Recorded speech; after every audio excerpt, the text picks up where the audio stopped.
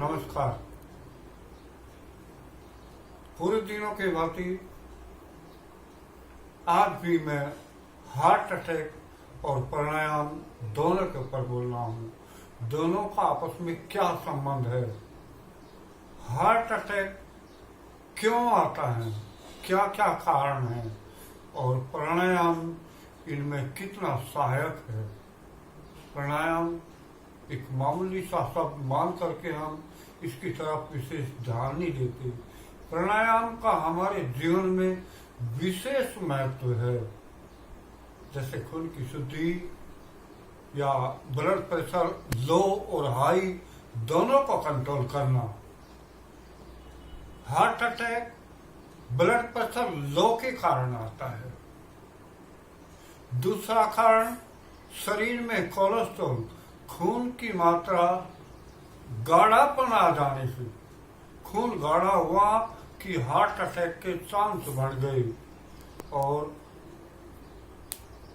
इसके साथ हमारे जो नाक की सांस लेने की प्रक्रिया है, दोनों नथुने दायां और बायां, जिसे हम एक मामूली स्तर पे मानते हैं, सांस से हम नाक से हम सांस ऐसे नॉर्मली ले रहे हैं, लेकिन नहीं, हमारा जो दायां सुर है, राइट हैंड, ये गर्म होता है और बायां ये ठंडा होता है।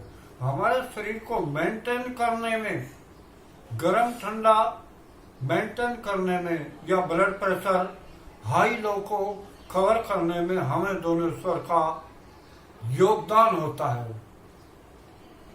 हम प्राणायाम जब करते हैं तो उसका आशय ये होता है, अगर हम इस नथुने से सांस लिया, बाएं से दाएं में निकल दिया, बाएं से लिया, तो हमारा शरीर ठंडा होता चला जाएगा।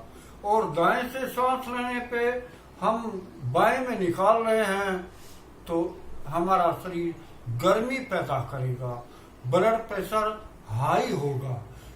यदि मान लिया हमारा ब्लड प्रेशर लो है तो हम तुरंत आराम से बाएं करवट लेट जाएं तो हमारा दायां स्वर चलना स्वाभाविक चालू हो जाएगा।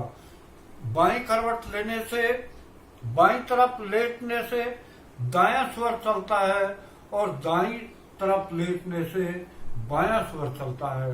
तो हमें हार्ट अटैक से बचने के लिए हमें दायां स्वर चलाना जरूरी है।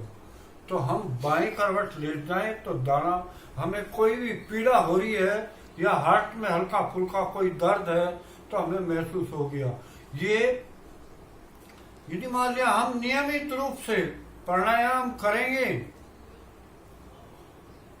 ये प्रक्रिया होती क्यों है, ये गलती क्यों होती है, शरीर क्यों करता है, ये खान पीन से होती है, सोने से होती है, बैठने से होती है हमारी। तो इसे नॉर्मल करने के लिए प्राणायाम जरूरी होता है। हम सवेरे बैठ करके बाएं से सांस लें, दाएं से निकालें और सांस लंबा खींचें, लंबा रोकें, अंदर बाहर भी लंबा रोकें। जैसे आज बहुत थोड़ा सा प्रकाश डाल रहा हूं, मैं इसके ऊपर बाद में भी काफी समझाने का प्रयास करूंगा ताकि आप लोग इसका काफी लाभ उठा सकें। ये जैसे मैंने बोला है कि ये मामूली प्रक्रिया नहीं है, ये मामूली मान करके हमें प्राणायाम को नहीं भूलना चाहिए। प्राणायाम का शाब्दिक अर्थ है प्राण का आयाम, ऑक्सीजन का खींचना। ऑक्सीजन हम जितनी ज्यादा खींचेंगे, लंबा सांस बाहर फेंकेंगे तो उतना ही लंबा सांस अंदर जाएगा, उतनी ऑक्सीजन ज्यादा अंदर जाएगी। ऑक्सीजन जाने का मतलब है हमारा जो खून है, खून में ऑक्सीजन मिलेगी, ताजगी आएगी, पावर बढ़ेगी खून की और खून पतला होकर के बहना शुरू करेगा। इसके लिए एक उपचार भी बता रहा हूं। हमें लाल मिर्च सबसे घातक नुकसान करती है, खून को गाढ़ा करती है। लाल मिर्च का सेवन बहुत कम मात्रा में करना चाहिए, मजबूरी में, नहीं तो हरी मिर्च और सफेद मिर्च या काली मिर्च, तीनों मिर्च का हमें उपयोग करना चाहिए। लाल मिर्च मजबूरी है, नहीं करना चाहिए, ये खून को गाढ़ा करती है। दूसरे कोलेस्ट्रॉल के लिए एक चीज और बता रहा हूं मैं। अलसी इसमें बेतरतीब सहायक होती है कोलेस्ट्रॉल को, खून को पतला करके बहने में, हमारी चुस्ती फुर्ती को बढ़ाने के लिए। लेकिन अलसी की मात्रा कितनी हो, ये काफी गर्म होती है, पित्त को बढ़ाती है, ये उल्टी या गर्मी महसूस हो सकती है। बहुत थोड़ी मात्रा में लो, 3 ग्राम की मात्रा से स्टार्ट करें और थोड़ा थोड़ा बढ़ा करके 10 दिन बाद, 15 दिन बाद फिर हम छोड़ दें इसको। परमानेंट तरीके से गर्मी के टाइम में नहीं लेना चाहिए। सर्दी के टाइम में थोड़ी मात्रा ज्यादा भी ले सकते हैं, लंबे टाइम चला सकते हैं। परमानेंट लंबे टाइम तक अलसी को नहीं लेना चाहिए।